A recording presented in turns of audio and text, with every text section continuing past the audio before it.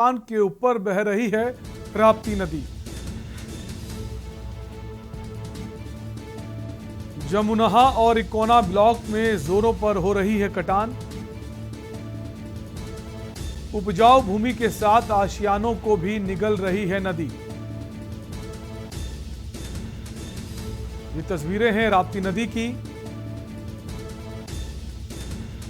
जहां खतरे के निशान पर जलस्तर पहुंच चुका है।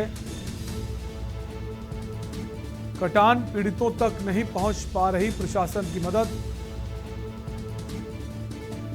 उपजाऊ भूमि के साथ आशियानों को भी निगल रही है नदी।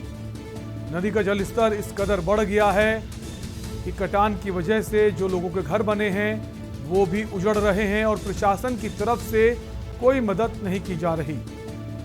खतरे के निशान के ऊपर बह रही है राप्ती नदी।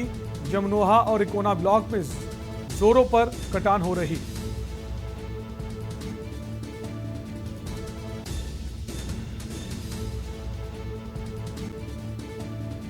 उपजाऊ भूमि के साथ साथ आशियानों को भी अपना निशाना बना रही है नदी।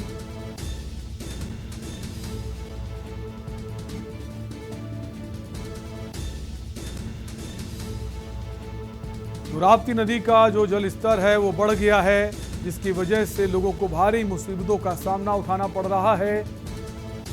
अभी तक फसलों को नष्ट कर रही थी, कटान की वजह से फसलें नष्ट हो रही थी। अब लोगों के जो घर हैं, जो नदी के किनारे बने हुए हैं, वो भी उसके चपेट में आ रहे हैं।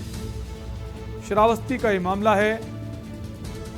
जमनोहा और इकोना ब्लॉक में कटान जो है बहुत तेजी से हो रही है।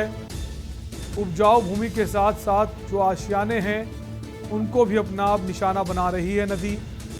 लगातार नदी का जलस्तर बढ़ता जा रहा है, जो एक चिंता का विषय बना हुआ है, और जो पीड़ित हैं उनको मदद नहीं मिल पा रही। और इसी खबर पर हमारे संवाददाता केपी सिंह जुड़ गए हैं। केपी सिंह, जिस तरह से एक तरफ कहा जाता है कि प्रशासन पूरी तरह से मदद करने को तैयार है, वहीं जो पीड़ित हैं जिनके घर उजड़ रहे हैं उनको किसी तरह की मदद नहीं मिल पा रही, क्या कारण है? देखिए, तस्वीरें ही आपकी वजह के दावे को जो है जो कराती है शासन प्रशासन की, और निश्चित ही इस तरीके से ग्रामीण अपने इलाकों से अपना